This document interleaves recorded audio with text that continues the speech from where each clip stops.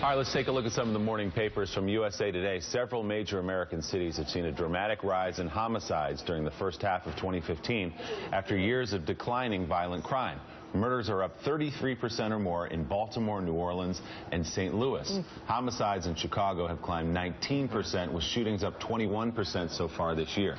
In all the cities, the increase is disproportionately impacting poor and predominantly black and Latino neighborhoods. Rev, what do you make of these numbers? I'm absolutely outraged by them. I think that when you look at Chicago tomorrow, they're burying a 7-year-old kid. 7-year-old.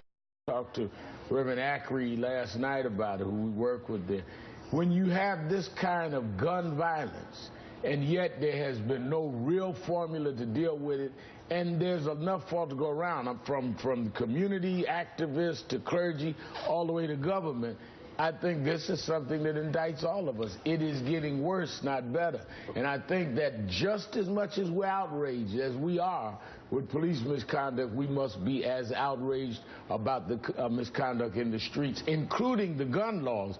But people, because guns are there, don't make you get up and shoot, and a 7-year-old kid is dead. It's an entire, I mean, the fulcrum runs from, one range to another. In the case of the 7-year-old being buried in Chicago, the 7-year-old's father, who was the intended target of that shooting, has been arrested multiple times. The justice system has never really dealt with him, never really put him away where he ought to be put away. And the other aspect of it is, if this ever occurred, if multiple shootings that occur every weekend in cities like Chicago, New York, Boston, if it ever occurred in a largely white middle-class area, the National Guard would be in the streets. And that's my point.